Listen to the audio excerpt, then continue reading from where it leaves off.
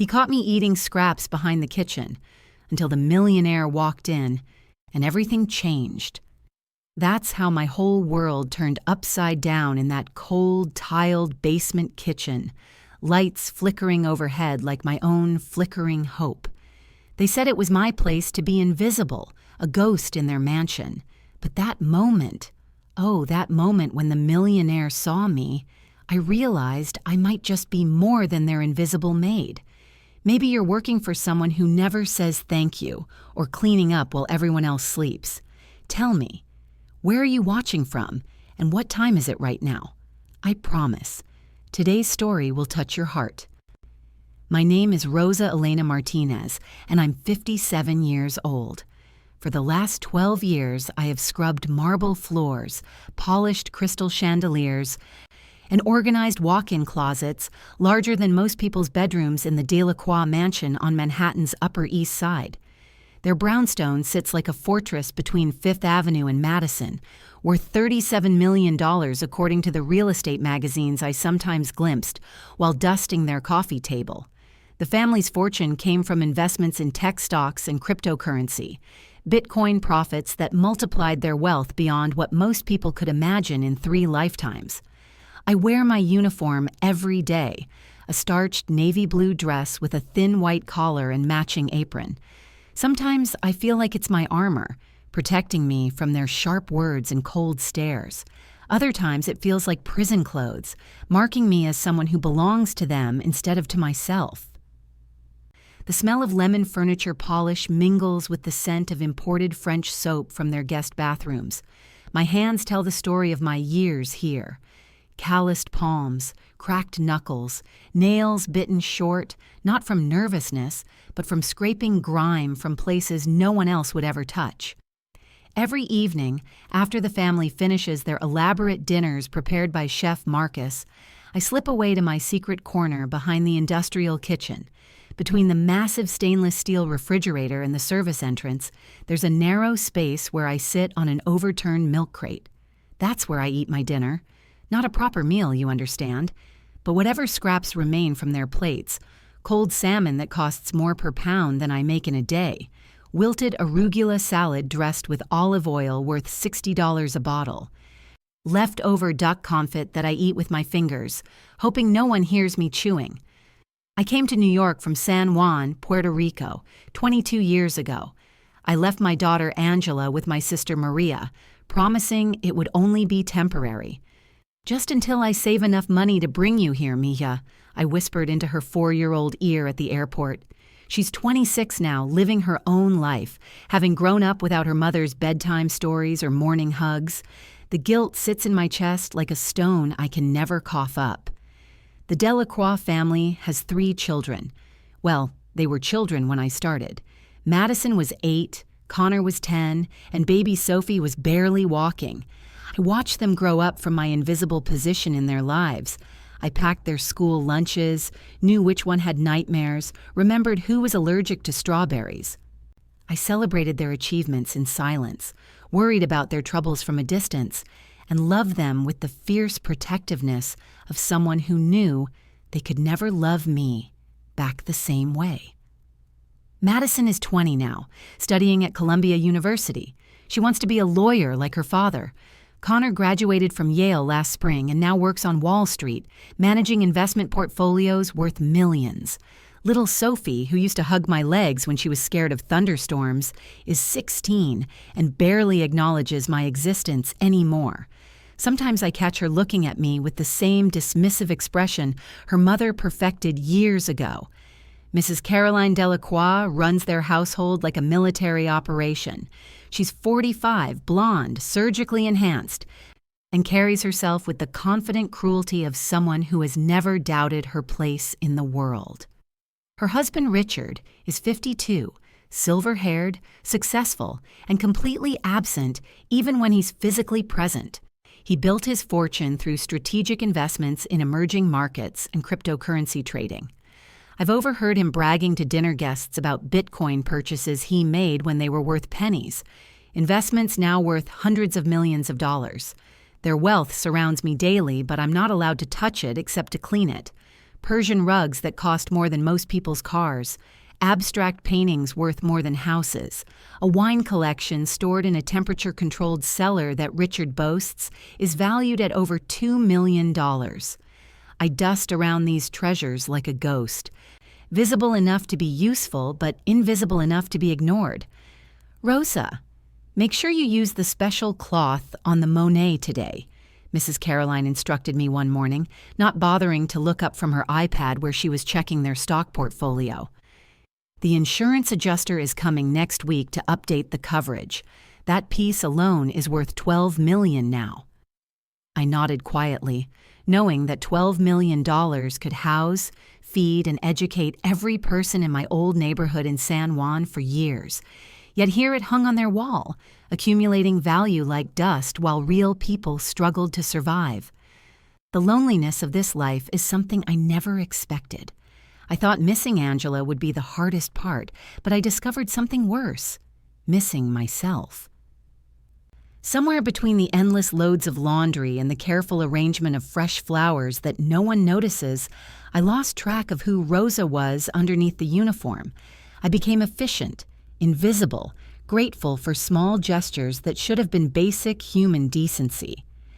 "You're so lucky to have such a beautiful place to work," their friends would say when they visited, as if I lived in a palace instead of a converted storage room in the basement.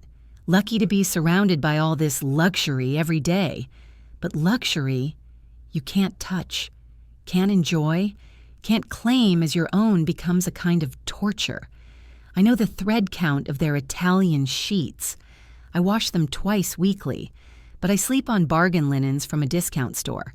I prepare their organic, locally sourced meals but buy my own groceries from the clearance bins at the corner market. I clean their marble bathrooms with products that cost more than my weekly food budget, then shower in a basement bathroom with a leaky faucet they've promised to fix for 3 years. The microaggressions accumulate like sediment in your soul. Mrs. Caroline has a way of speaking to me that makes every interaction feel like a performance review. I'm failing. "Rosa, I found water spots on the crystal glasses again. I shouldn't have to remind you that these pieces are irreplaceable family heirlooms." "The glasses aren't heirlooms. I saw the receipt from Tiffany's where she bought them last year for $800 each. But pointing that out would be inappropriate and disrespectful." Connor, home from college one weekend, criticized how I folded his shirts. "My roommate's housekeeper does this differently," he said, unfolding my careful work. "See? The way you do it leaves creases." I refolded every shirt in his closet, fighting back tears of frustration and shame. This boy I'd helped raise from childhood now spoke to me like I was incompetent help who couldn't learn basic tasks. Madison brought friends home from Columbia one evening, and I overheard their conversation while serving appetizers. "That's just our maid," she said dismissively when someone asked about me. "She's been here forever. Mom says she's family, but you know what I mean." Her friends giggled knowingly. I continued arranging their cheese and crackers with steady hands, while my heart cracked a little more. The payment delays became routine indignities. "Oh, Rosa, I forgot to transfer your salary again," Mrs. Caroline would say casually on Friday afternoons. "Can you wait until Monday? You know how busy things get." But she never forgot to pay the gardener, the pool maintenance crew, or the wine delivery service. My rent was due. My sister needed money for Angela's school expenses, but their stocks and cryptocurrency investments apparently required more immediate attention than my survival. They blamed me for things that couldn't possibly be my fault. When the antique vase in the guest room broke, I became the immediate suspect despite being on my day off when it happened. "These things don't just break themselves, Rosa," Mr. Richard said sternly. "We're not angry, just disappointed. We trusted you with our home." Later, I discovered that Connor had admitted to his friend that he'd knocked it over during a party, but no one bothered to clear my name or apologize. The isolation was calculated and cruel. When they hosted dinner parties, I was expected to be present but silent, serving but not participating, hearing but not speaking. I learned intimate details about their friends' divorces, business deals, and family scandals, but if someone asked me directly about myself, Mrs. Caroline would quickly redirect, "Rosa's so busy keeping us organized, she doesn't have time for hobbies."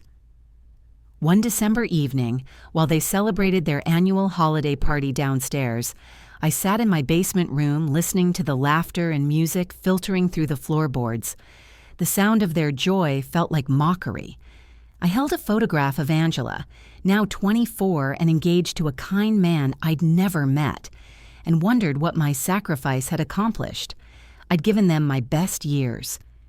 Raised their children with more patience and care than their own parents showed them, maintained their home like a sacred temple, and remained invisible through it all.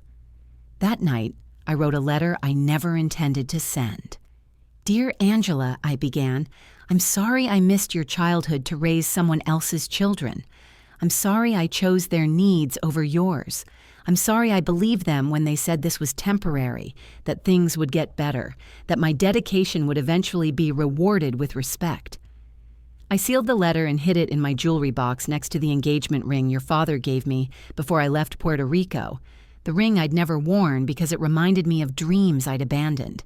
The breaking point came on a cold November evening when the kitchen was finally empty. I'd worked 16 hours that day, preparing for one of Mrs. Caroline's charity fundraisers, where wealthy women gathered to discuss helping less fortunate families while their own employees worked without breaks or adequate meals. I was exhausted, hungry, and desperate for just a moment of quiet sustenance. Behind the kitchen's massive commercial refrigerator in my usual hidden corner, I sat on my overturned milk crate with a plate of scraps. Cold duck breasts that had cost $120 per pound, roasted vegetables that were perfectly prepared but abandoned on serving platters, a slice of chocolate cake that cost more than most families spend on dessert in a month. I ate quietly, quickly, hoping to finish before anyone noticed my absence from cleaning duties. Luis, the sous chef, discovered me first. His expression mixed surprise with something that looked like pity. "Rosa," he said softly, "what are you doing?" Before I could explain, before I could make excuses or apologize for eating food that would otherwise be thrown away, a voice boomed from the kitchen entrance. "What's going on here?" Mr. Richard Delacroix stood in the doorway, his silver hair perfectly styled despite the late hour, his expensive suit unwrinkled despite a full day of business meetings. Behind him appeared Mrs. Caroline, her face immediately arranging itself into an expression of shocked disapproval. I stood up quickly, the plastic fork still in my hand, chunks of expensive food on the paper plate balanced precariously on my milk crate seat. For 12 years, I had been nearly invisible to Mr. Richard. He knew my name, signed my paychecks when he remembered, and occasionally nodded in my direction, but we had never had a real conversation. I was part of the household infrastructure, like the heating system or the security cameras, necessary but unremarkable. "Sir," I started, my voice barely above a whisper, "I was just eating our food in hiding like a common thief," Mrs. Caroline interrupted, her voice sharp with indignation. "Really, Rosa, if you needed extra food, you could have asked. This is unseemly." But Mr. Richard raised his hand, silencing his wife. His gray eyes studied me carefully, taking in my uniform, my makeshift dining arrangement, the expression of shame I couldn't hide. For the first time in over a decade, he really looked at me. Not through me, not past me, but at me. "How long have you been eating your meals back here?" he asked quietly. I struggled to find words that wouldn't sound like complaints. "The kitchen gets very busy during dinner service, sir. I didn't want to get in Chef Marcus's way." "That's not what I asked." His voice was firm but not unkind. "How long, Rosa?" The truth felt dangerous, but something in his expression made lying seem impossible. "Most evenings, sir, for several years now." Mrs. Caroline's face flushed with anger. "She's being dramatic, Richard. We've always told the staff they're welcome to eat with us. She chooses to—" "Caroline." Mr. Richard's voice cut through her protests. When was the last time you invited Rosa to join us for dinner?" The silence stretched like a held breath. Mrs. Caroline's mouth opened and closed without sound. In 12 years of service, I had never once been invited to share a meal at their table. Never been included in their conversations beyond receiving instructions. Never been treated as someone who might have thoughts, feelings, or needs beyond my designated tasks. "She's not family, Richard," Mrs. Caroline said finally, her voice defensive. "She's an employee, a valued employee, but still, there are boundaries." "Boundaries," Mr. Richard repeated slowly, his eyes still fixed on me. "And where exactly do we draw those boundaries? She raises our children, knows our private business, keeps our secrets, maintains our home, but she's not worthy of eating at our table?" I wanted to disappear, to sink into the cold tile floor and never be seen again. This conversation was happening around me, about me, but not including me. Even in this moment of unexpected attention, I remained an object to be discussed rather than a person to be heard. "Rosa," Mr. Richard said, turning fully toward me, "I want you to tell me the truth, all of it. How are we treating you?" The question was so unexpected, so direct, that I almost couldn't process it. How do you explain 12 years of small cuts? How do you describe the paper-thin wounds of casual disrespect, delayed payments, blame for things you didn't do, and the slow erosion of your sense of worth? You've given me employment, sir. I'm grateful for—" "Stop." His voice was gentle but insistent. "I didn't ask what you're grateful for. I asked how we treat you." Mrs. Caroline shifted uncomfortably beside him. "Richard, this is unnecessary. Rosa knows how much we appreciate—" "Do we?" he interrupted. "Do we appreciate her, Caroline? Or do we just expect her?" The words hung in the air like smoke. Mrs. Caroline's face went pale, then red, then pale again. I stood frozen between them, holding my plate of scraps, feeling more exposed than I'd ever felt in my life. "Sir," I began carefully, "perhaps we could discuss this at another time." "No," Mr. Richard said firmly. "We're going to discuss this now. You've been in our home for 12 years, Rosa. 12 years. You've watched our children grow up, managed our household, sacrificed your own family to serve ours, and I just found you eating leftover food in hiding, alone, behind the refrigerator like you're some kind of criminal." His voice was rising now, but not with anger at me. The anger was directed somewhere else entirely. "Do you know what our food budget is every month, Rosa?" he asked. I shook my head. $4,700 every month for groceries alone. That doesn't include the wine, the catering, or the restaurant meals. We spend more on food in 1 month than most families earn all year. And you're eating scraps in secret because no one thought to make sure you had proper meals. Mrs. Caroline's voice came out strangled. She could have asked. Could she? Mr. Richard turned to his wife with an expression I'd never seen before. Could she really, Carolyn? When was the last time you asked Rosa about her life, her daughter, her dreams, her health? When was the last time you treated her like a human being instead of a very expensive appliance? The silence that followed was deafening. I could hear my own heartbeat, the hum of the refrigerator, the distant sound of traffic on Fifth Avenue. Caroline looked like she wanted to argue but couldn't find the words. "Rosa," Mr. Richard said, his voice softer now, "I want you to go to your room. Pack a bag. You're not sleeping in that basement tonight." My heart stopped. "Sir, are you firing me?" "No," he said quickly. "God, no, I'm apologizing. We have 6 guest bedrooms upstairs, each one larger and more comfortable than where we've been making you sleep for 12 years. Pick whichever one you like. It's yours." "Richard," Mrs. Caroline protested weakly, "the guest rooms are for guests," he finished. "And Rosa is our guest. She should have been our guest from the beginning. She should have been family." Tears I'd been holding back for months suddenly spilled over. Not tears of sadness this time, but something I'd almost forgotten. Tears of relief, of recognition, of being seen as a person worthy of basic dignity. "I don't understand," I whispered. Mr. Richard smiled sadly. "I inherited my first million when I was 25 years old, made my first 10 million by 30. But looking at you right now, eating scraps behind our refrigerator after dedicating your life to our family, I realize I might be the poorest man in New York." He turned to his wife. "Caroline, tomorrow morning, I want you to sit down with Rosa and discuss a proper salary. Not what we've been paying her, a proper salary, with health insurance, vacation time, sick leave, and a pension plan." "Richard, you can't just—" "I can and I will." His voice carried the authority that had built their empire.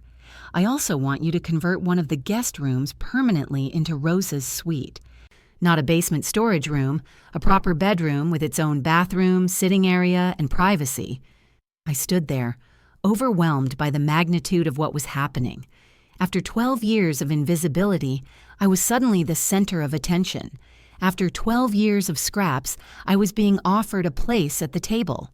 "Sir," I said shakily, "I don't know what to say." "Say you'll stay," he replied.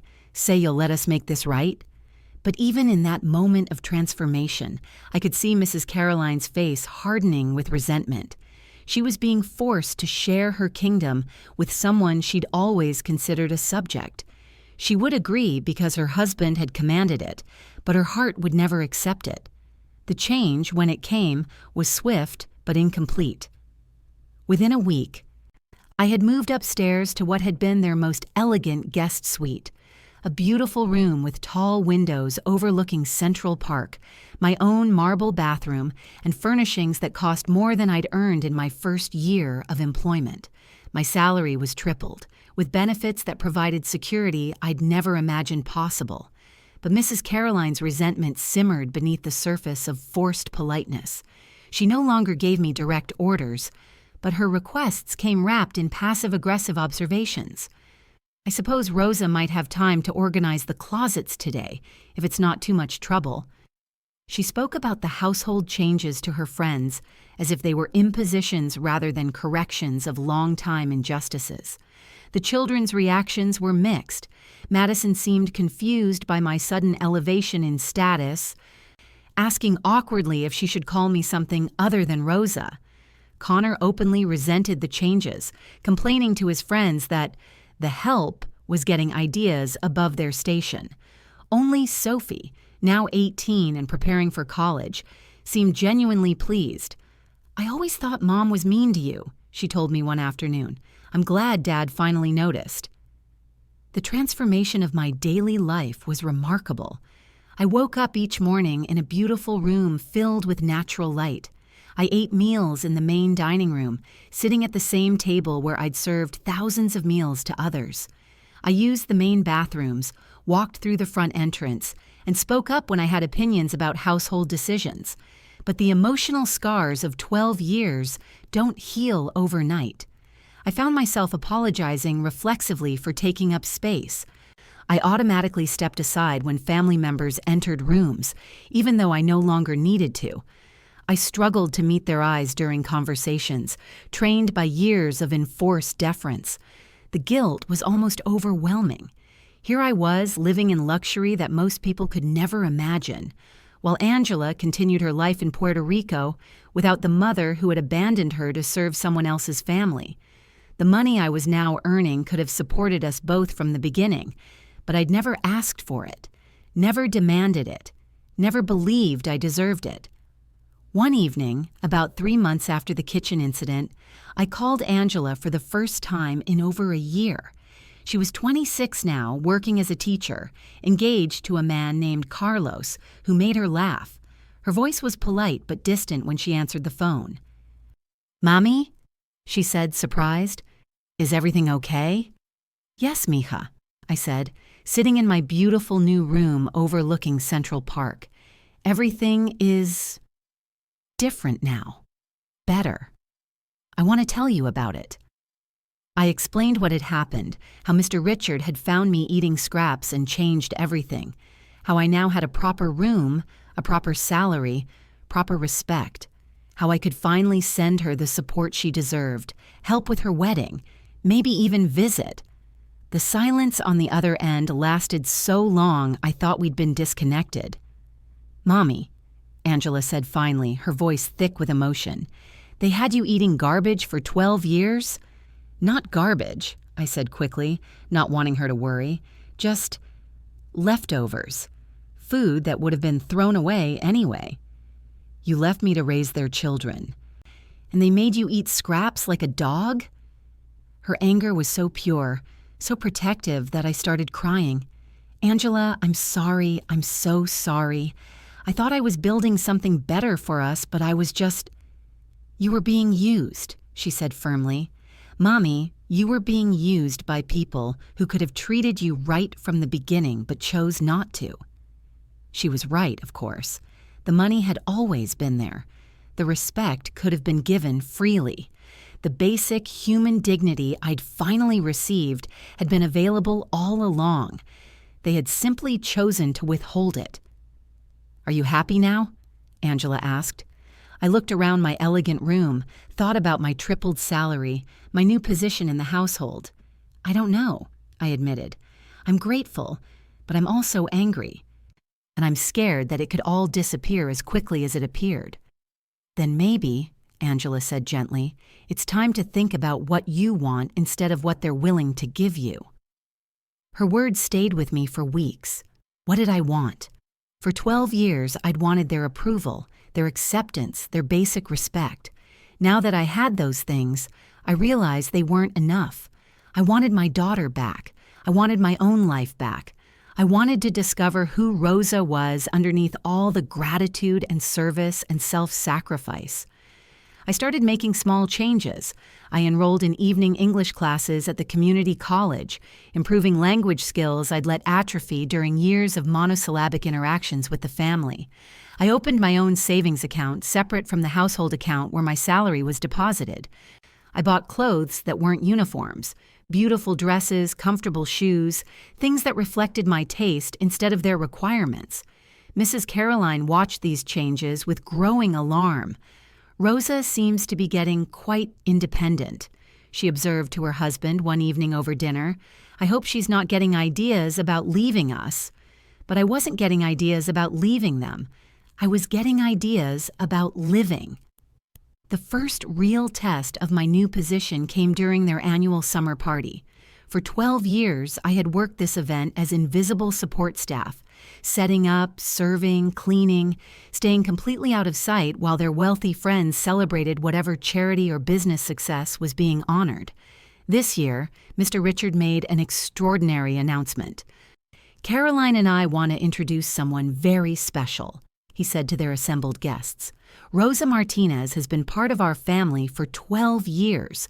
She's helped raise our children, managed our home, and shown us the meaning of dedication and grace. Tonight she's not working. She's our honored guest." He gestured for me to join him at the front of their elegant living room. I was wearing a beautiful blue dress I'd bought for myself, my hair professionally styled for the first time in years. The faces looking back at me were a mixture of surprise, confusion, and barely concealed disapproval. "Rosa," Mr. Richard continued, "has taught us that family isn't just about blood or legal documents. It's about love, commitment, and mutual respect. We're honored to call her family." The applause was polite, but uncertain. I could see their friends trying to process this unexpected social development. A few people approached me afterward with awkward questions about my background and family. Others simply pretended I wasn't there, maintaining their traditional comfort with my invisibility. But one person's reaction stood out. Maria Santos, the wife of one of Mr. Richard's business partners, pulled me aside during the party. "Rosa," she said quietly, "I have to ask you something. Do you have someone helping you at home, with your own personal needs, I mean?" I looked at her confused. "Ma'am?" "A housekeeper," she clarified. "Someone to clean your own space, do your personal laundry, Manage your private affairs. Now that you're part of the family, surely you need household support of your own." The question was so unexpected that I laughed. "Mrs. Santos, I still do my own cleaning and laundry. I always have." She stared at me with genuine confusion. "But you're family now. You shouldn't be doing your own domestic work. That's what staff is for." In that moment, I understood something profound about the world I'd been invited to join. Wealth, to these people, meant never having to take care of yourself. Status meant having someone else, someone like the person I'd been for 12 years, handle the basic tasks of daily living. Even as one of them, I was expected to employ another version of my former self. "I prefer to take care of my own things," I told her. She looked at me like I'd announced my intention to walk to work instead of taking a limousine. "How admirable," she said, in a tone that clearly meant, "How strange." After the guests left that night, I sat in my beautiful room thinking about Mrs. Santos's question. Mr. Richard had welcomed me into his family, but I was still an outsider in his world. Their version of acceptance still required me to participate in a system that exploited people exactly like I'd been. They wanted me to be family, but they also wanted me to hire someone to clean my family room. The contradiction was exhausting. Summer melted into fall, and my new life settled into routines that were comfortable but not entirely satisfying. I attended family dinners where my opinions were solicited and respected. I was included in household planning meetings. Mrs. Caroline consulted with me about decorating decisions and social events. On the surface, everything had changed, but underneath, I could feel Mrs. Caroline's resentment growing like mold in a damp basement. She was polite, even friendly, but her eyes held calculations I couldn't quite read. The children had adjusted to my new status with varying degrees of acceptance, but I sometimes caught them exchanging glances when I spoke up during conversations. The real test came in October, during Madison's birthday celebration. For years, I had organized these family events from behind the scenes, ordering decorations, coordinating catering, managing logistics while remaining invisible during the actual parties. This year, I was invited as a guest rather than staff. Madison was turning 21, and the party was elaborate even by Delacroix standards. Catered by one of Manhattan's most exclusive restaurants, decorated with flowers that cost more than most people's rent, attended by her college friends and their wealthy parents. I wore an elegant black dress and joined the celebration as a family member. Everything was going beautifully until Madison opened her gifts. Designer handbags, jewelry, expensive electronics, the kinds of presents I could never have afforded to give her during all the birthdays I'd helped her celebrate. When she came to my gift, I felt suddenly self-conscious.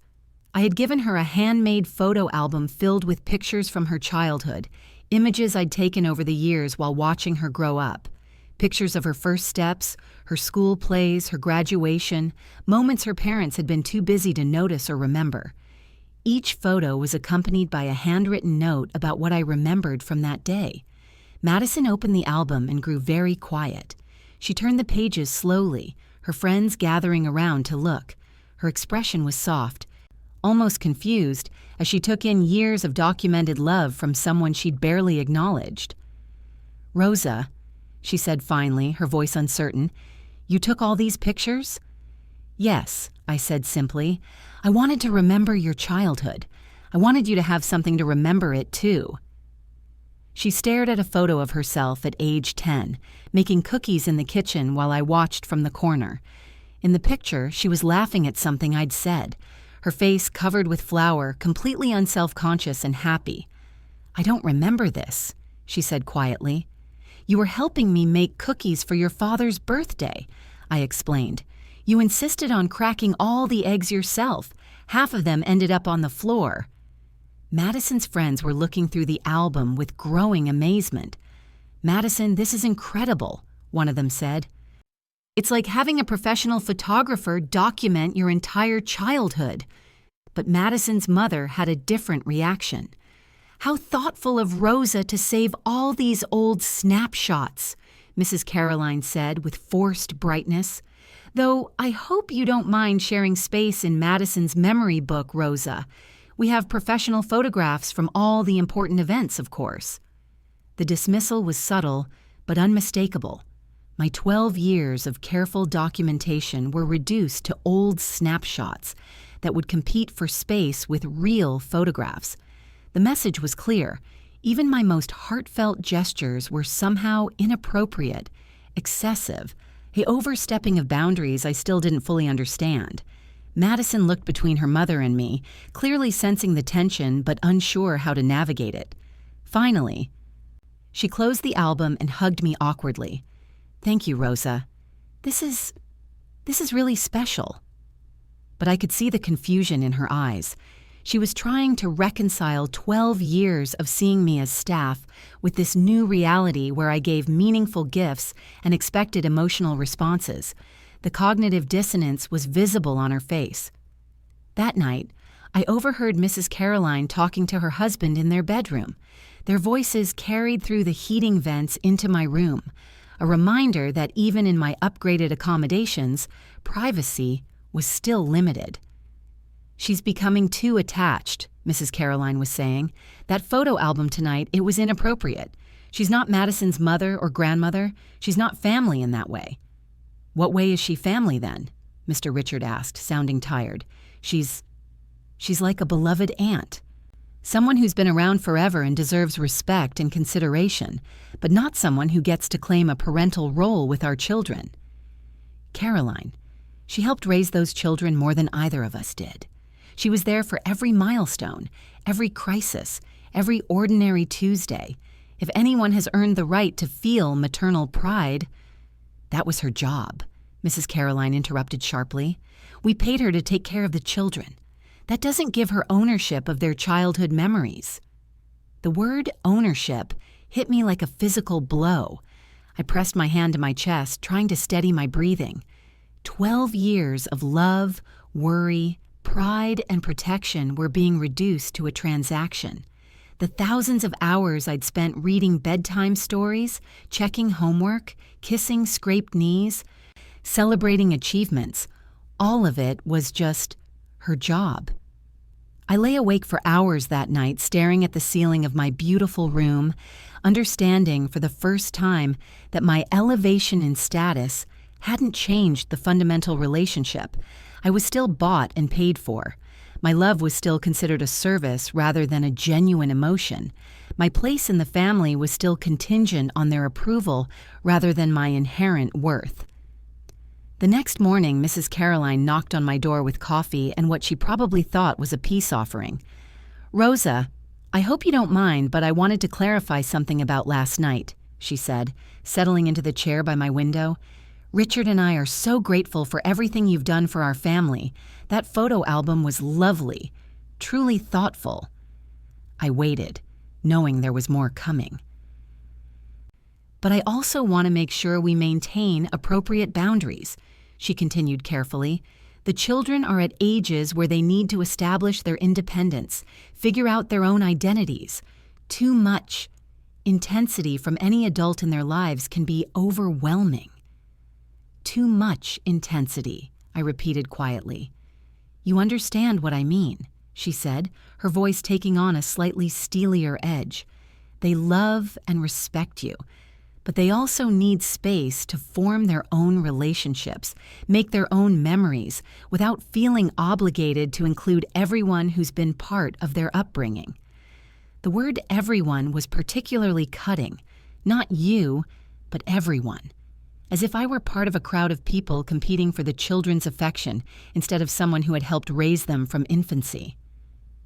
"Mrs. Caroline," I said slowly, "are you asking me to love your children less?" She blinked, clearly not expecting such a direct question. "Of course not. I'm asking you to express that love appropriately." "And how do I do that?" "Well," she said, fidgeting with her coffee cup, "perhaps less personal involvement, more professional support. You're family now, but you're also still an employee. There's a balance to be struck." I stared at her, finally understanding the impossible position she was trying to put me in. I was supposed to be family, but not too much family. I was supposed to love, but not too much love. I was supposed to care, but not in ways that competed with her role as mother. I see, I said finally. I knew you'd understand, she said with relief, standing up to leave. You've always been so reasonable, Rosa. So good at knowing your place. After she left, I sat in my chair by the window, looking out at Central Park, thinking about that phrase, knowing your place. For 12 years, my place had been in the basement, eating scraps, invisible unless needed. Now my place was in a guest room, eating at the family table, but still somehow not quite enough of a person to love freely or be loved fully in return. I began to realize that Mr. Richards' changes, well-intentioned as they were, had created a kind of limbo. I was no longer the invisible maid, but I wasn't truly family either. I was something in between, a beloved pet who'd been promoted from the basement to the living room but was still expected to know the difference between furniture and people. That afternoon, I called Angela. "Mammy, you sound sad," she said immediately. "What's wrong?" I told her about the birthday party, the photo album, Mrs. Caroline's conversation about boundaries. Angela listened without interrupting, but I could hear her breathing change as I spoke. "Mommy," she said finally, "do you hear yourself?" "What do you mean?" "You're asking permission to love children you raised. You're apologizing for caring about people you've known for 12 years. You're letting someone tell you that your feelings are inappropriate." I was quiet, absorbing her words. "When I was little," Angela continued, "before you left, you used to tell me that love isn't something you ration. You said love grows when you share it, not when you keep it to yourself." "I remember," I whispered. "So why are you letting them tell you to love less?" The question hung between us like a bridge I wasn't sure I was brave enough to cross. Winter arrived early that year, and with it came a series of small incidents that gradually unveiled the true nature of my new position in the household. Each event was minor by itself, a miscommunication here, a forgotten invitation there, but together they painted a clear picture of my continued marginalization. The first incident happened during Thanksgiving preparations. For 12 years, I had coordinated the Delacroix family's elaborate Thanksgiving dinner, managing guest lists, menu planning, table settings, and coordination with catering staff. This year, Mrs. Caroline announced that Madison would be taking over the hosting responsibilities as good practice for her own future entertaining. "Rosa, you'll be free to simply enjoy the dinner as our guest," Mrs. Caroline explained. "Madison needs to learn these skills, and it would be wonderful for you to finally experience one of our celebrations without having to work." It sounded thoughtful, even generous, but as the preparations unfolded, I realized I was being systematically excluded from decisions about an event I had organized successfully for over a decade. Madison, well-meaning but inexperienced, made choices that I could see would create problems. Too few servers for the guest count, menu items that couldn't be prepared simultaneously, seating arrangements that would create social tensions. When I gently offered suggestions based on my experience, Madison and her mother exchanged glances. "I'm sure Madison has everything under control," Mrs. Caroline said smoothly. "This is her project now." The dinner was a disaster. Food arrived late and cold. There weren't enough chairs for unexpected guests, and several family arguments erupted due to poor seating choices. I spent the evening watching traditions I had carefully maintained for years crumble under inexperienced management, unable to help without undermining Madison's authority. As guests complained and family members grew frustrated, I saw Mrs. Caroline's plan with perfect clarity. By excluding me from the preparation, she ensured that any attempt I made to fix the problems would look like overstepping. By positioning Madison as the hostess, she created a situation where my expertise was unwelcome interference rather than valuable assistance. After the guests left, Mr. Richard found me in the kitchen, helping to clean up the aftermath. "Rosa, I'm sorry about tonight," he said quietly. I know you could have prevented all of this." "It's not my place anymore, sir," I replied, scraping plates into the garbage disposal. He frowned. "What do you mean?" "Mrs. Caroline explained that Madison needs to learn independence. My involvement would prevent that." Mr. Richard was quiet for a long moment. "Rosa, do you feel like we're pushing you out?" The question was so direct, so unexpected, that I stopped washing dishes and looked at him. "I feel like I'm being redefined," I said carefully, "and I'm not sure what my new definition is." Christmas brought the second incident. The Delacroix family always exchanged expensive gifts, designer items, jewelry, electronics that cost more than most people's monthly salaries. For years, I had helped wrap their presents, coordinate deliveries, and manage the logistics of their gift-giving. I had also received modest presents from them, usually practical items like a warm coat or comfortable shoes. This year, Mrs. Caroline announced that they would be giving me a family gift rather than individual presents. At Christmas morning, after all the other gifts had been opened, she presented me with an envelope. "Rosa, this is from all of us," she said with a bright smile. "We wanted to give you something really meaningful this year." Inside the envelope was a check for $5,000 and a letter explaining that they had made a donation in my name to a charity that supported domestic workers' rights. The gift was generous, thoughtful, and completely insulting. $5,000 was more money than I had ever received as a bonus, and donating to a workers' rights organization acknowledged the injustices I had experienced, but it also formally categorized me as a domestic worker in need of charitable support rather than a family member receiving personal gifts. Madison, Connor, and Sophie exchanged expensive jewelry, electronics, and designer clothes while I received charity, literally. The message was unmistakable. Even elevated to family status, I remained fundamentally different, fundamentally other, fundamentally someone who needed help rather than someone who deserved celebration. "This is wonderful," I said, folding the check carefully. "Thank you." But that night, I called Angela and cried for an hour. "They gave you charity for Christmas?" Angela asked, her voice tight with anger. "They gave me a very generous gift," I corrected automatically. "Mommy, stop protecting them. You raised their children, managed their household, sacrificed your entire adult life for their comfort, and they gave you charity for Christmas while their own kids got luxury gifts." She was right, and her anger on my behalf was both validating and terrifying. If I let myself feel what Angela was feeling, if I stopped making excuses and started seeing clearly, I would have to confront the fact that 12 years of improvement hadn't actually improved anything fundamental about our relationship. The third incident happened in February, during a family dinner party that included several of Connor's friends from his investment firm. The conversation turned to the stock market, cryptocurrency investments, and the young men's impressive early success in building their portfolios. "Rosa, you should get Connor to help you set up some investments," one of the friends suggested. "You must have some savings built up after all these years." It was a casual comment, meant to be inclusive, but it created an awkward silence around the table. Mrs. Caroline's face tightened almost imperceptibly. Connor looked uncomfortable. Madison studied her plate with sudden intensity. "I wouldn't want to impose on Connor's expertise," I said politely. "No imposition at all," the friend continued cheerfully.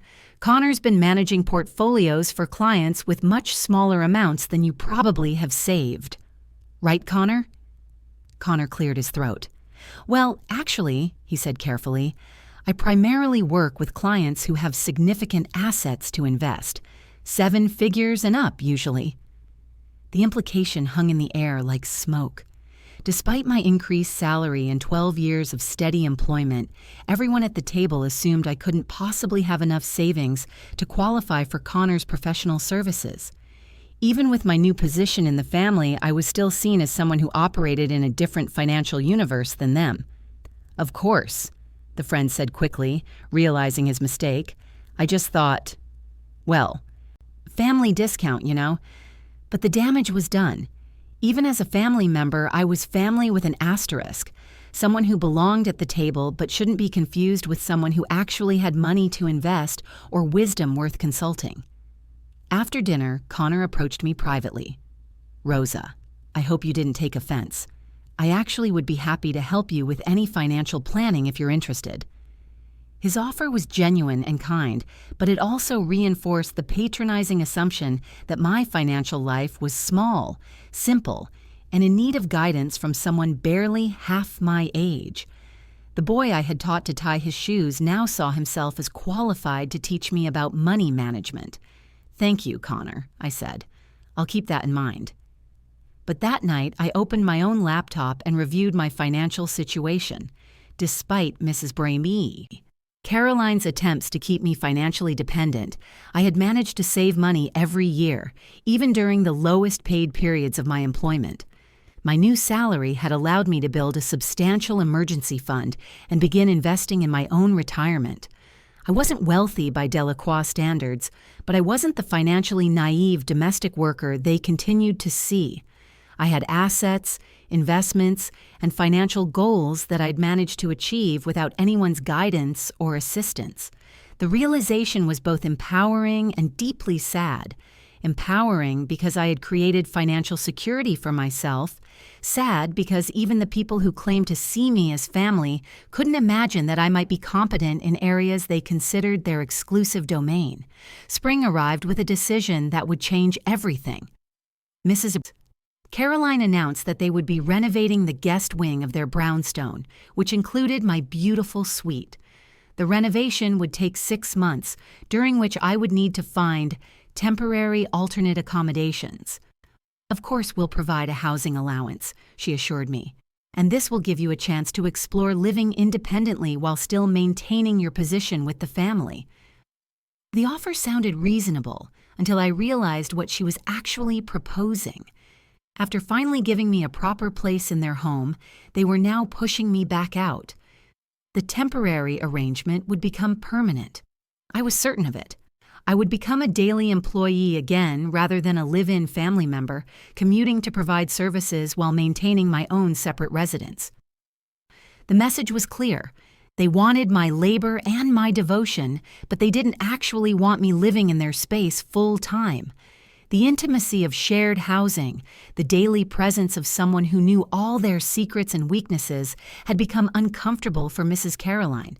She wanted to return to the cleaner boundaries of employer and employee while keeping the benefits of my upgraded services and loyalty. "Where would you like me to look for housing?" I asked. "Oh, anywhere convenient," she said airily. "Brooklyn has some lovely neighborhoods that might be perfect for you. More culturally appropriate, perhaps." The casual racism of the comment took my breath away. After 12 years in their household, she was still suggesting that I belonged somewhere more culturally appropriate, meaning somewhere away from the wealthy white neighborhood where I had served her family. That evening, I sat in my beautiful suite looking out at Central Park for what might be the last time. The room that had represented my elevation to family status was being taken away under the guise of renovation and improvement. The pattern was so clear, I wondered how I had missed it for so long. Every gift came with conditions. Every improvement included limitations. Every gesture of acceptance was designed to maintain their comfort rather than honor my worth. I made a decision that night that surprised even me. Instead of looking for apartments in Brooklyn, I called a real estate agent specializing in Manhattan properties. If the Delacroix family was going to push me out, I would go out on my own terms, in my own way, to a place of my own choosing. The next morning, I asked Mrs. Caroline if I could take the day off to begin apartment hunting. "Of course," she said, pleased that I was accepting the arrangement so cooperatively. "Take your time. Find somewhere you'll be really happy." I spent the day looking at studios and one-bedroom apartments in neighborhoods I had only passed through while running errands for the family. Greenwich Village, Chelsea, the Lower East Side, areas with character, diversity, and energy that felt completely different from the sterile wealth of the Upper East Side. By afternoon, I found myself in a small studio apartment in the village. It had tall windows, original hardwood floors, and a kitchen barely large enough for one person. The rent was high by most standards, but manageable with my current salary. Most importantly, it was mine, a place where I could close the door and belong to no one but myself. "I'll take it," I told the landlord. That evening, I informed Mrs. Caroline of my decision. "I found a place in Greenwich Village," I said. "I can start the transition any time you'd like." Her reaction was immediate and revealing. "Greenwich Village? Rosa, that's so far from here. How will you manage the commute?" "The subway runs very regularly," I said. "It's only about 30 minutes door to door." "But what if we need you for something urgent? What if there's an emergency with the children?" Her questions exposed the real concern. The renovation story had been a pretense. What she actually wanted was to have me available whenever convenient, while not having to share her daily space with someone who knew too much about her family's private life. "Mrs. Caroline," I said calmly, "Connor is 23 and Sophie is 19. What emergencies are you anticipating that would require my immediate physical presence?" She stared at me, clearly not expecting such direct questioning. "Well, we've become so dependent on having you close by. It feels like we're losing you." "You're not losing me," I replied. "I'll still work for the family. I'll still maintain the same standards and dedication. I'll just sleep somewhere else." But even as I said the words, I knew they weren't entirely true. Sleeping somewhere else meant I would no longer be available for the kind of round-the-clock service that had defined my role for 12 years. Sleeping somewhere else meant I would have my own life, my own space, my own schedule beyond their immediate needs. Sleeping somewhere else meant I would become, for the first time in over a decade, primarily my own person, rather than primarily their employee. The transition to independent living happened gradually over the next few weeks. I moved my belongings to the village apartment, established my own routines, and began commuting to the Delacroix brownstone each morning, like a regular employee rather than a live-in family member. The change was profound in ways I hadn't expected.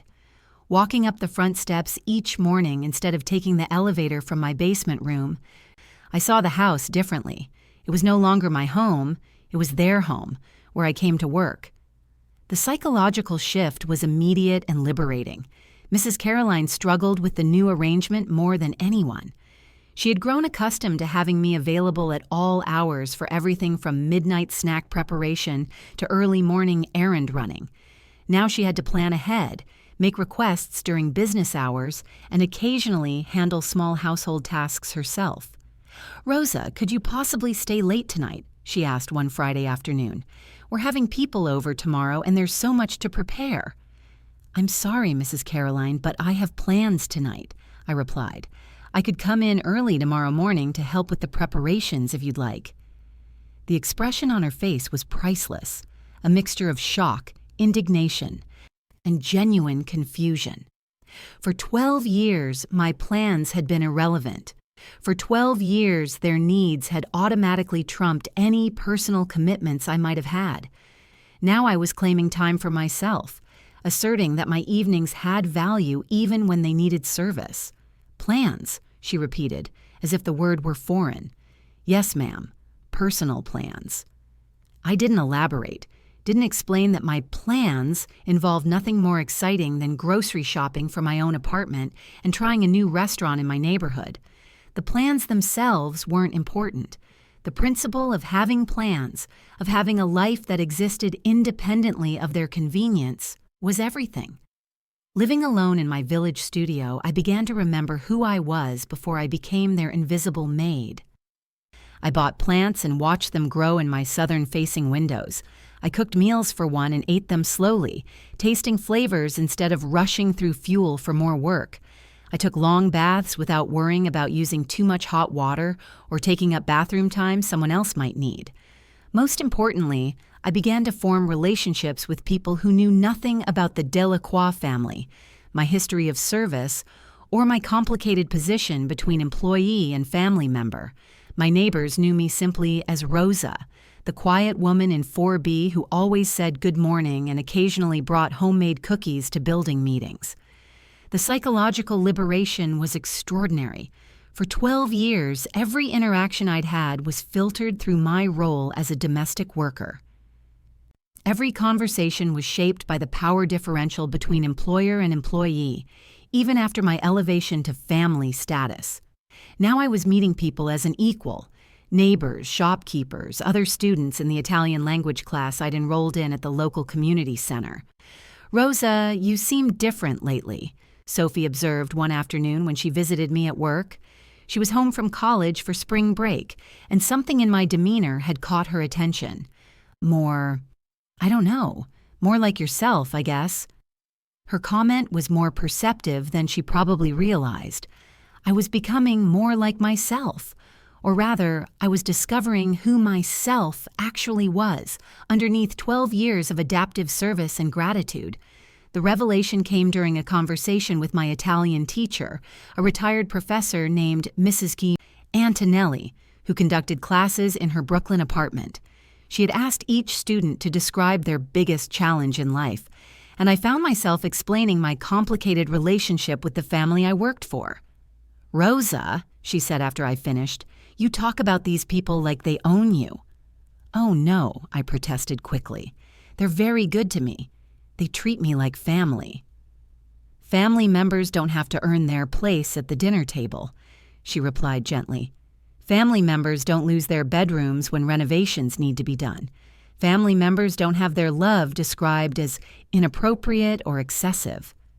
Her words hit me like cold water. She was right, of course. Real family members take up space without apology, express love without permission, and belong by right rather than by continued good behavior. "But I am grateful," I said weakly. "They did change my life." "Gratitude is beautiful," Mrs. Antonelli said, "but gratitude for basic human decency suggests that you expected something much worse." That night, I sat in my studio apartment thinking about her comment. Was I grateful for basic human decency? Had 12 years of poor treatment made me so starved for respect that I celebrated ordinary kindness as extraordinary generosity? The answer was uncomfortable, but clear. Yes, I had been so grateful for scraps that when they finally offered me a proper meal, I felt like I owed them my life. I had been so grateful for basic respect that when they finally acknowledged my humanity, I felt obligated to serve them forever with even greater devotion. But gratitude, I began to understand, could be a prison as confining as any basement room. The crisis that changed everything happened on a rainy Thursday in May. I arrived at the brownstone to find Mrs. Caroline in the living room with her sister Diana and her best friend Patricia, both regular members of the Upper East Side social circle. They were drinking coffee and speaking in the low, intense voices that usually meant gossip was being exchanged. "Rosa," Mrs. Caroline called as I hung up my raincoat, "could you bring us some of those almond cookies from the bakery and perhaps refresh our coffee?" I brought their refreshments and was preparing to leave the room when Mrs. Caroline's voice stopped me. "You know, Rosa," she said in a tone that immediately put me on guard, "Diana was just asking about your living situation. We were explaining how wonderful it's been that you've gained so much independence." Diana, a sharp-featured woman with calculating eyes, smiled at me with false warmth. It must be such a relief to have your own space after all these years, and in such a vibrant neighborhood. The way she said vibrant made it clear she meant something else entirely. "Greenwich Village is lovely," I replied carefully. "Oh, I'm sure it is," Patricia chimed in. "So diverse, so authentic. You must feel much more at home there." I recognized the coded language, the polite way wealthy white women expressed their belief that people like me belonged in different neighborhoods than people like them. But Mrs. Caroline's next words revealed the real purpose of this conversation. "We were actually wondering," she said, her voice taking on a deceptively casual tone, how you're managing financially with the rent and everything. Manhattan is so expensive, and even with your salary increase, we worry that you might be overextending yourself." "I'm managing just fine, thank you," I said. "Of course you are," she continued smoothly, "but Diana mentioned that her housekeeper is looking for a roommate, someone reliable and clean to share expenses. It might be a more practical arrangement for you." The suggestion was presented as helpful advice, but I understood what was really being proposed.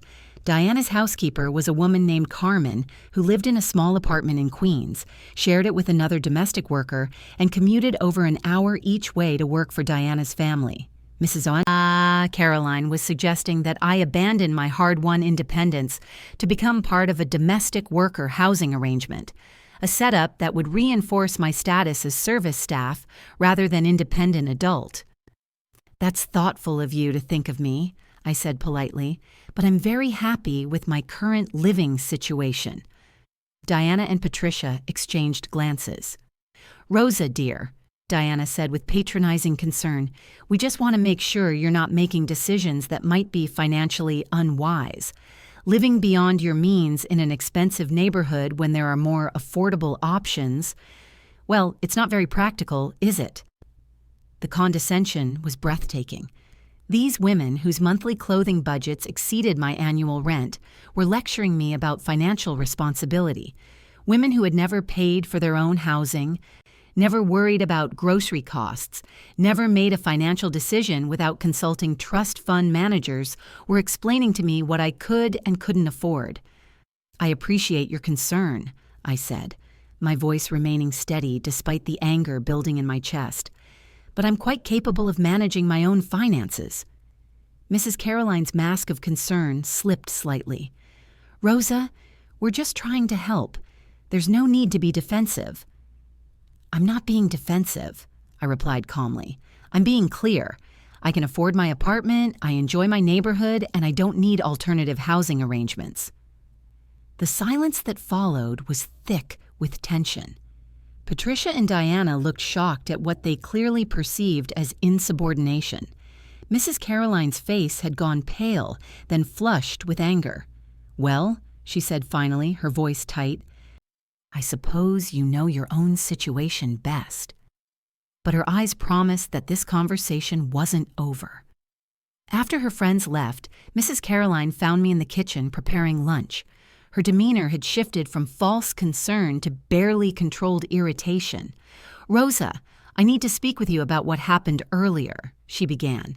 "Your tone with my guests was quite rude." "I was respectful but clear about my personal choices," I replied, not looking up from the vegetables I was chopping. "Your personal choices affect this family," she snapped. "When you're struggling to make rent, when you're stressed about money, when you're commuting from some trendy neighborhood that's completely impractical, all of that impacts your performance here." I set down my knife and turned to face her. "Mrs. Caroline, I'm not struggling to make rent. I'm not stressed about money. And my commute is 30 minutes, which is shorter than many of your friends' commutes from their country houses in Connecticut." "That's not the point," she said, her voice rising. "The point is that you're making choices that prioritize your own preferences over what's best for this family's needs."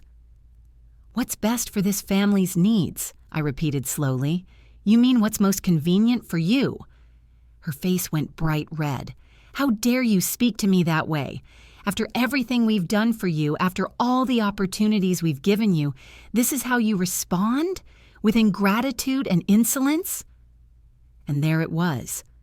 The mask completely dropped, revealing what had always been underneath. Despite the salary increase, the guest room, the seat at their dinner table, I was still expected to be grateful, deferential, and primarily concerned with their convenience. My independence, my personal choices, my desire to build a life beyond their immediate needs was seen as betrayal rather than normal human development. "Mrs. Caroline," I said quietly, "I am grateful for the opportunities you've given me, but those opportunities don't give you ownership of my personal life." "Ownership?" She laughed harshly. "Rosa, you wouldn't have a personal life without this family. You wouldn't have money to afford some overpriced village apartment without the salary we pay you.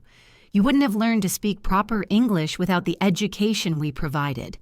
Everything you are, everything you have, exists because of our generosity." Her words hung in the air like poison gas. This is what she really believed. This is what she had always believed, even during the months when she'd been forced to treat me with apparent respect and inclusion. In her mind, I remained their creation, their project, their property disguised as their family member. "I see," I said finally. Something in my tone must have warned her that she had gone too far, because her expression shifted from anger to damage control. "Rosa, I don't mean to suggest. Of course, you have every right to make your own choices. I just worry that you might be overreaching, setting yourself up for disappointment or financial hardship." But the truth had been spoken, and we both knew it.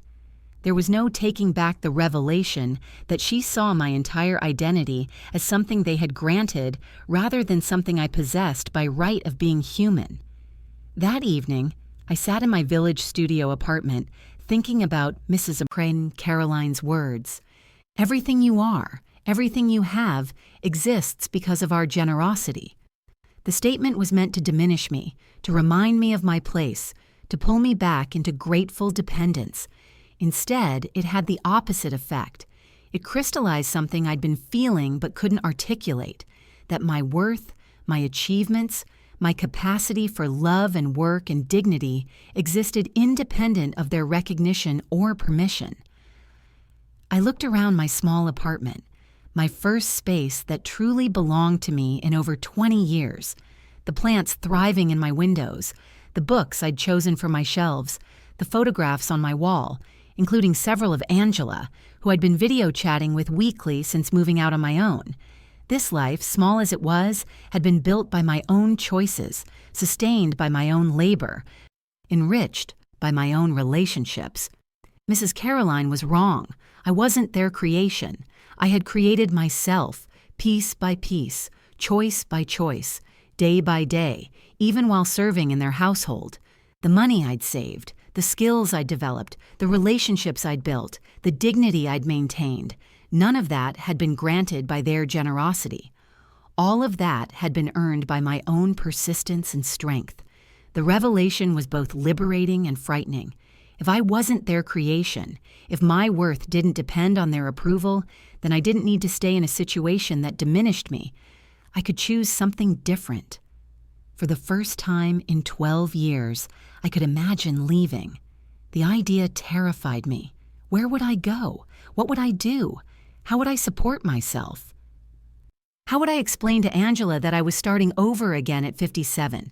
But underneath the fear was something I hadn't felt in decades: excitement.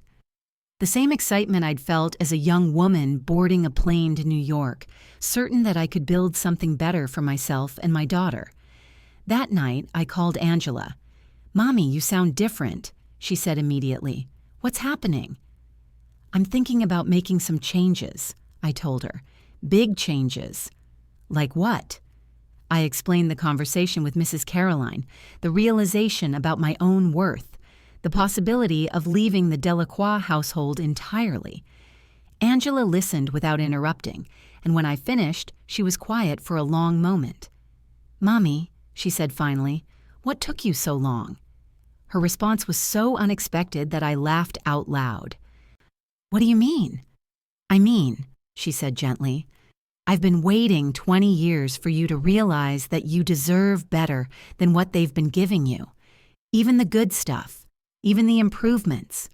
It was all still about their comfort, their needs, their timeline. How you've been waiting for permission to have a life. You don't need anyone's permission." "But Angela, I'm 57. What if I can't find other work? What if—" "Mammy, stop. You manage that household like a CEO manages a corporation. You raised 3 children who aren't your own with more care and attention than their actual parents gave them.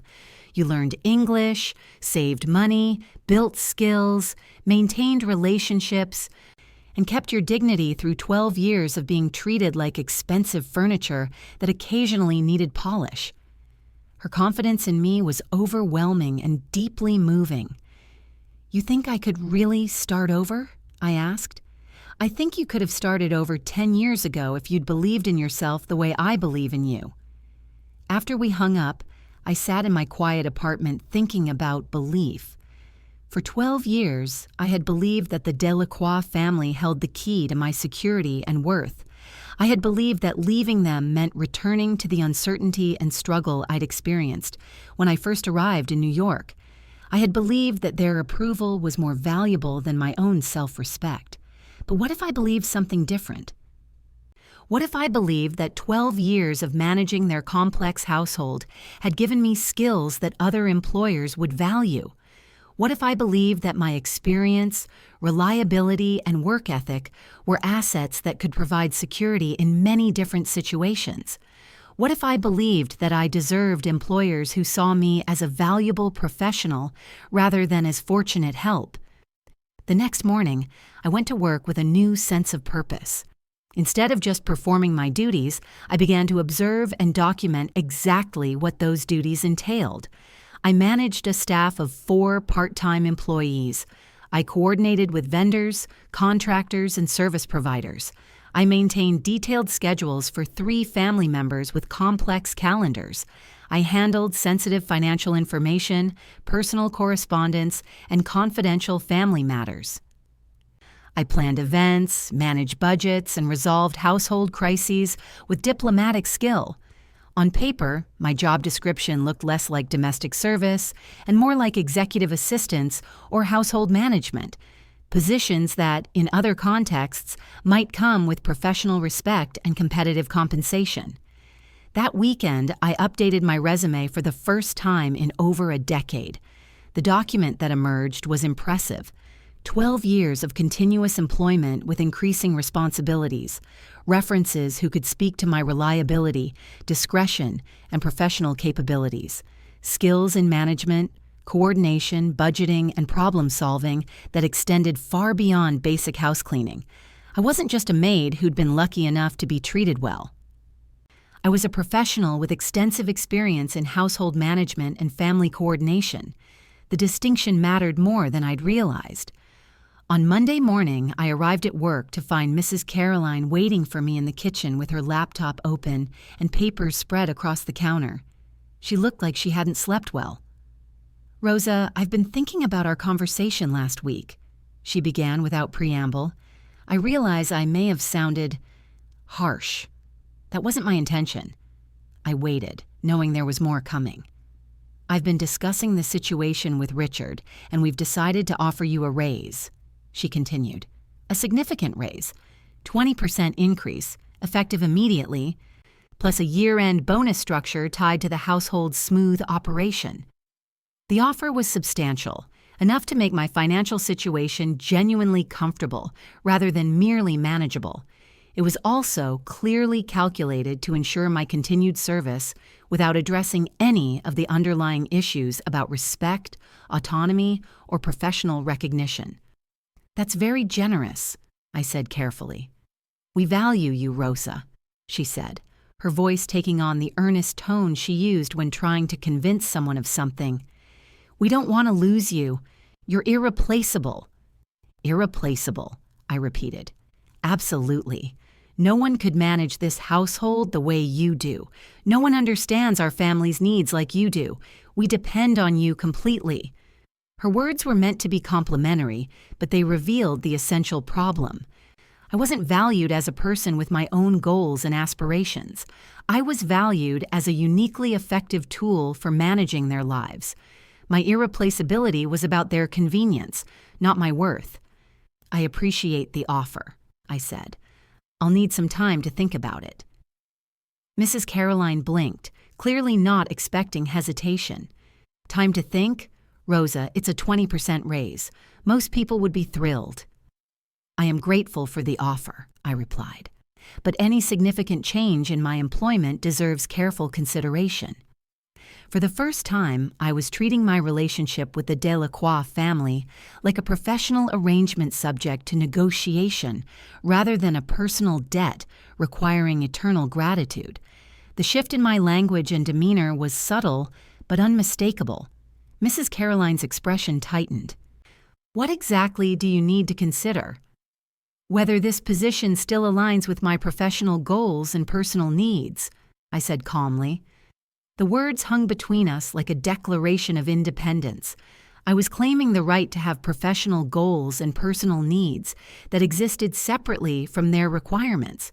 I was suggesting that my continued employment was a choice rather than an inevitability. "Professional goals?" she asked, her voice rising slightly. "Rosa, what professional goals? This is your profession. You're a household manager. This is what you do." But she was wrong. Household management was what I did, not who I was.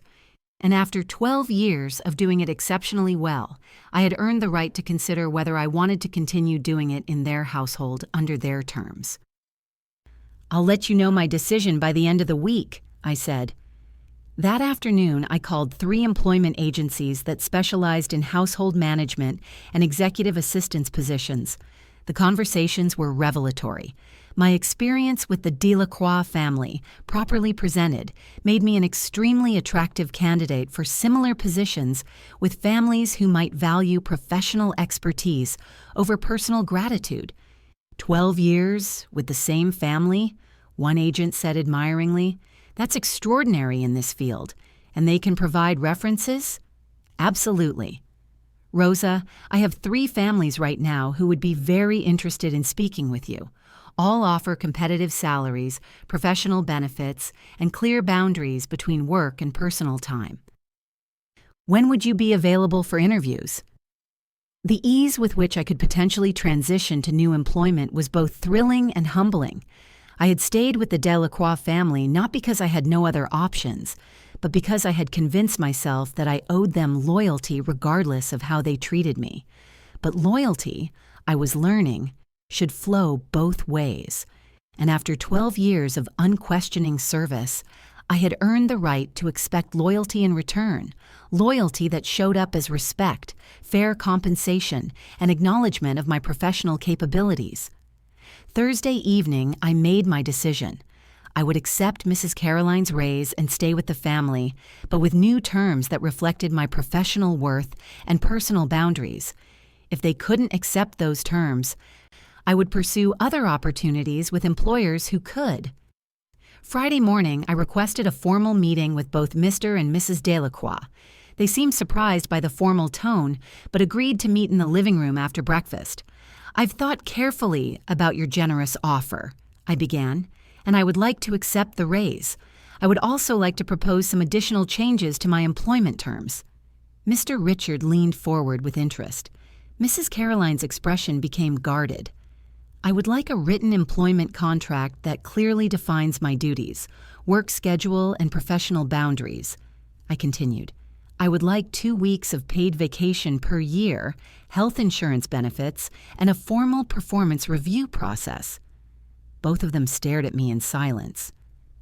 "I would also like my title changed from household staff to household manager, with business cards and professional recognition that reflects my actual responsibilities," I continued.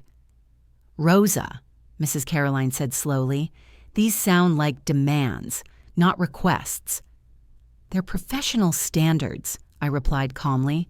"Standards that reflect 12 years of exceptional service and my qualifications for continued employment." Mr. Richard was nodding thoughtfully. "Rosa, these all seem reasonable for someone with your experience and responsibilities. I'm actually surprised we haven't formalized your position before now." But Mrs. Caroline looked like I had personally betrayed her.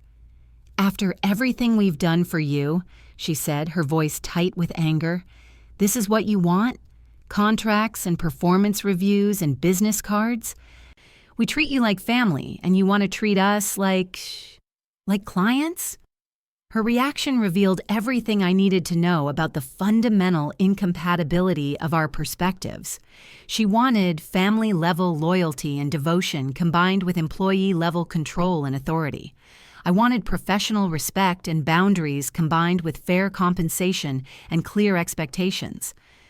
"Mrs. Caroline," I said gently, "family members don't need employment contracts because they belong unconditionally. Employees need contracts because the relationship is professional rather than personal. I'm asking you to choose which kind of relationship we actually have." The silence stretched uncomfortably. Finally, Mr. Richard spoke. "Rosa, I think your requests are entirely reasonable. In fact, they're overdue. Caroline, don't you agree?" Caroline's face went through several expressions before settling on resigned displeasure. "Fine," she said stiffly. "If that's what you need to feel, secure in your position." But we all knew that her grudging agreement was the beginning of the end. She would never forgive me for forcing her to acknowledge that our relationship was professional rather than familial. She would never forgive me for demanding respect as a right rather than accepting it as a gift. The contract was drawn up within a week, and signing it felt like a small graduation ceremony. For the first time in 12 years, my employment terms were clear, my boundaries were defined, and my professional status was officially recognized. But the victory was temporary. Over the following months, Mrs. Caroline began a subtle campaign to make me regret my newfound assertiveness. She complied with the letter of our agreement while violating its spirit at every opportunity. She would make requests just outside my defined work hours, then act hurt when I reminded her of our boundaries. She would assign tasks that technically fell within my job description, but were clearly designed to test my willingness to assert my professional limits. The children's reactions were mixed. Madison seemed confused by the formalization of my role, but gradually accepted it. Connor was openly resentful, complaining that I had become difficult and demanding. Sophie, now in college, was the most supportive, telling me privately that she respected my decision to stand up for myself. Mr. Richard honored the agreement completely and seemed to respect my professionalism more than he ever had my gratitude. But even his support couldn't counterbalance Mrs. Caroline's determination to prove that my demands for professional respect had been inappropriate and ungrateful. The final confrontation came in November, almost exactly 1 year after Mr. Richard had found me eating scraps behind the refrigerator. Mrs. Caroline called me into the living room where she was seated with the same formal posture she used for firing service providers. "Rosa," she began without preamble, "I want you to know that this isn't personal, but we've decided to make some changes to our household management structure." I sat down across from her, my heart already knowing what was coming. "We're going to transition to a service-based model," she continued. "Rather than having live-in household staff, we'll be hiring individual contractors for specific services as needed. Cleaning services, catering, personal assistance, all on a project basis rather than full-time employment." The words were corporate and cold, but the message was clear. She was firing me. "I see," I said calmly. "And when would this transition take effect?" "We'd like to give you generous notice," she said, clearly proud of her own magnanimity. 60 days to find other employment. And of course, we'll provide excellent references and a substantial severance package." I nodded slowly, processing the information. After 13 years of service, 12 years of dedication, and 1 year of finally standing up for professional respect, she was disposing of me like any other unsatisfactory vendor. "May I ask what prompted this decision?" I asked. Mrs. Caroline's mask of corporate professionalism slipped slightly. "Rosa, you've become different, less flexible, less accommodating, more focused on your rights than on our needs. It's created an uncomfortable dynamic that we feel isn't working for anyone." And there it was. The truth beneath the corporate language. I had become insufficiently grateful, insufficiently deferential, insufficiently willing to prioritize their comfort over my professional dignity. My year of asserting boundaries and demanding respect had made me unsuitable for continued employment. "I understand," I said. But something in my tone must have surprised her because she leaned forward with sudden concern. "Rosa, I hope you know this isn't personal. We genuinely care about you and want the best for your future." I smiled, a real smile, not the polite expression I'd perfected over years of service. "Mrs. Caroline, this is the most personal thing you've ever done. And honestly, it might be the kindest." Her confusion was visible. "I don't understand. For 13 years, I've been waiting for your approval, your acceptance, your recognition of my worth. I've measured my success by your satisfaction and my security by your continued tolerance. But you've just freed me from all of that." I stood up, feeling lighter than I had in years. "You've given me permission to find employers who value professional excellence instead of personal gratitude. You've given me permission to work for people who see boundaries as healthy rather than threatening. You've given me permission to discover what I'm actually worth in a professional marketplace that judges performance rather than deference." Mrs. Caroline's face had gone pale. "Rosa, if you feel we've been unfair—" "You've been exactly who you are," I interrupted gently, "and now I get to be exactly who I am somewhere else." That evening, I called Angela to share the news. Her reaction was immediate and jubilant. "Mommy, this is the best thing that could have happened to you." "I'm 58 years old and unemployed," I said, though I was smiling as I said it. "You're 58 years old and free," she corrected. "For the first time since I was 4 years old, you get to choose what comes next based on what you want instead of what someone else needs." Her words hit me like sunlight. She was right. For the first time in over 2 decades, I had no obligation to prioritize someone else's needs over my own dreams. No commitment that required me to sacrifice my own growth for someone else's comfort.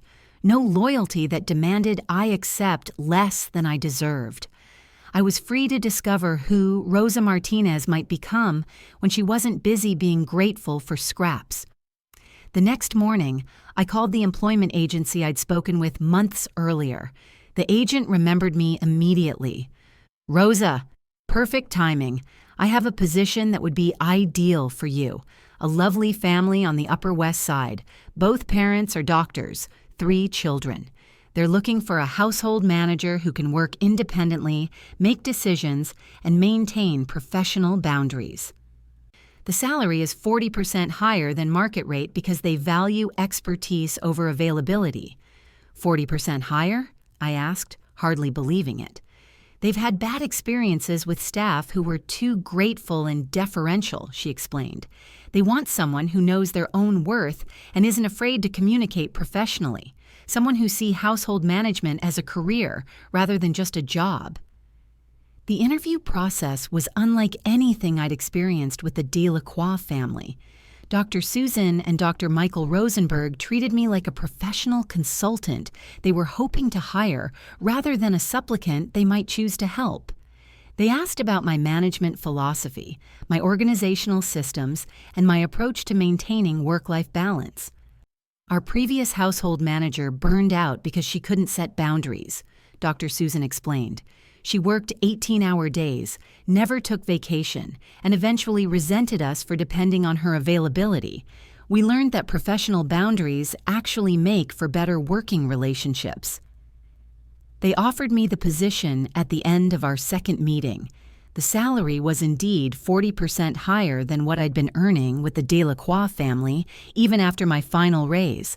More importantly, they offered respect, clear expectations, and genuine appreciation for professional expertise. I gave Mrs. Caroline my 2 weeks' notice the next morning. Her reaction was a mixture of shock and barely concealed panic. "Already?" she asked. "Rosa, you don't have to rush into anything. Take your time. Make sure you're making the right decision." But we both knew I was making exactly the right decision. For the first time in my adult life, I was choosing my next step from a position of strength rather than desperation. My last day at the Delacroix brownstone was surreal. After 13 years of service, I was leaving with 2 suitcases of personal belongings and a sense of completion I'd never expected to feel. The children said their goodbyes awkwardly, Madison and Connor with polite distance, Sophie with genuine warmth and a promise to stay in touch. Mr. Richard shook my hand formally and thanked me for my years of dedication. Rosa, I want you to know that finding you eating behind that refrigerator was one of the most shameful moments of my life, not because of what you were doing, but because of what we had allowed to happen. I hope you find the respect and recognition you deserve in your new position. Mrs. Caroline's goodbye was icily polite. Best of luck in your future endeavors, Rosa. I hope you'll be very happy with your new arrangement. But as I walked down their front steps for the last time, carrying my belongings toward my new life, I heard something that stopped me in my tracks. From the kitchen window came the sound of Mrs. Caroline crying. Not the polite tears of social disappointment, but the raw sobs of someone who had lost something irreplaceable.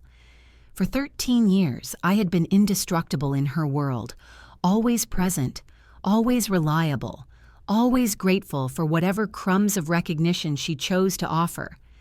My departure meant she would have to rebuild systems I had maintained, replace knowledge I had accumulated, and find someone else capable of the seamless household management she had come to take for granted. But more than that, my departure meant she had to confront the reality of how she had treated someone who had loved her family, served her needs, and asked only for basic dignity in return. I stood on Fifth Avenue listening to her cry, and for the first time in 13 years, I felt genuinely sorry for Mrs. Caroline Delacroix. 6 months later, I was thriving in my new position with the Rosenberg family. My days were structured, my responsibilities were clear, and my professional capabilities were both recognized and rewarded.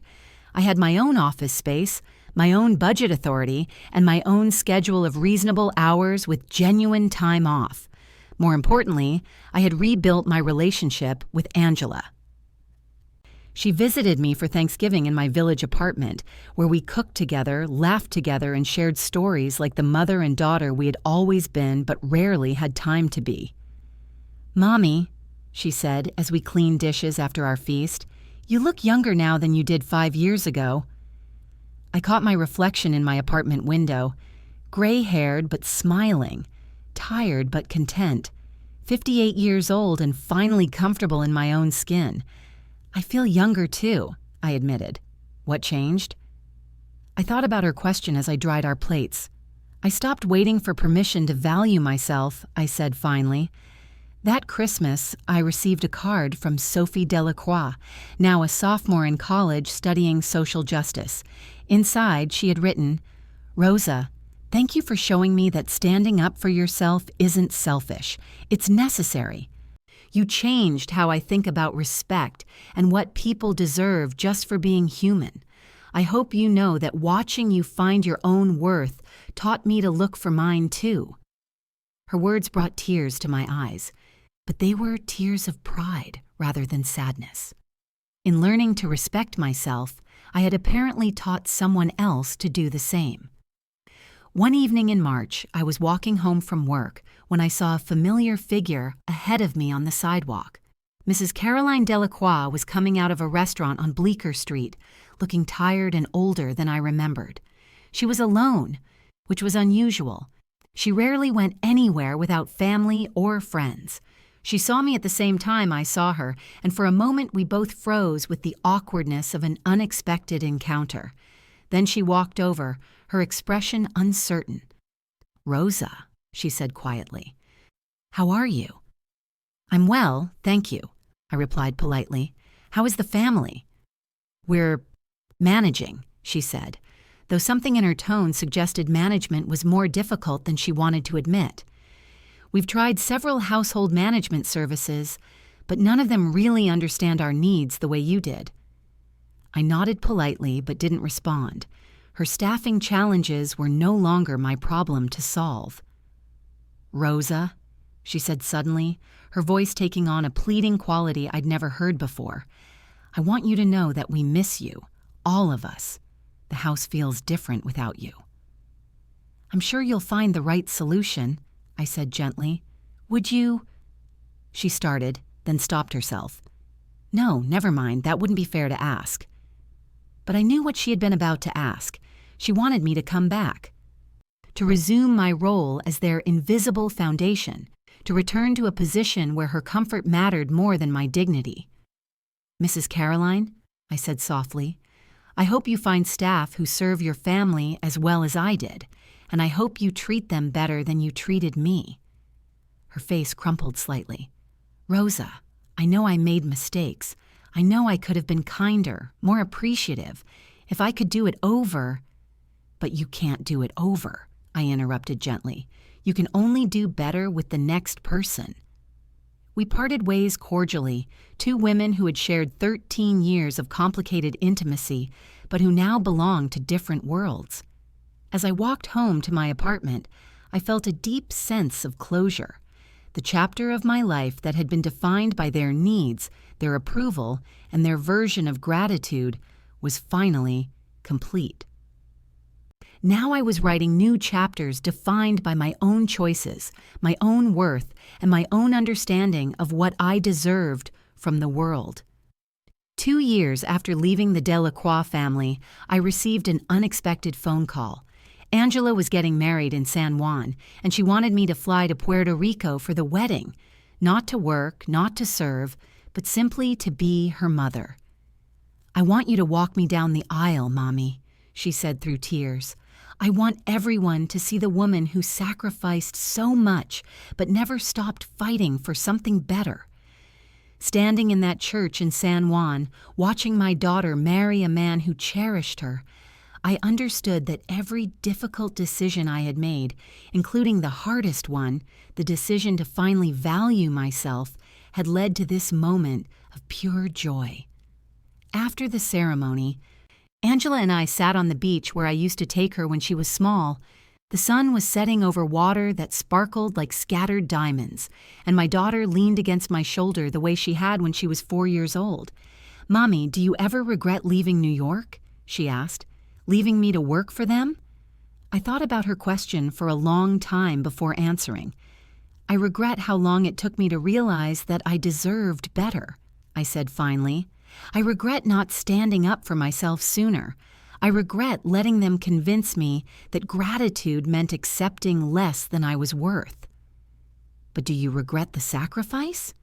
"No, mija, because the sacrifice taught me strength, and the strength taught me my own value, and my value brought me home to you. As I speak to you now, wherever you are, whatever time it is, I want you to know this: if you are working for someone who makes you feel invisible, if you are serving people who take your dedication for granted, if you are eating scraps when you deserve a place at the table, it is not too late to choose differently. Your worth is not determined by someone else's gratitude. Your value is not conditional on someone else's approval. Your right to respect, dignity, and fair treatment exists simply because you are human, not because you have earned it through years of perfect service. I learned this lesson at 58, but you don't have to wait that long. You can choose to value yourself today, to demand the respect you deserve today, to walk away from situations that diminish you today. Tell me, have you ever felt invisible in someone else's house? Have you ever served people who saw your love as their right rather than your gift? Have you ever eaten scraps while others feasted, literally or figuratively? If this story touched your heart, if you recognized yourself in my journey from invisible service to visible worth, please leave a comment below. Share your story if you feel comfortable doing so. Sometimes the most powerful thing we can do is simply acknowledge that we are not alone in our struggles.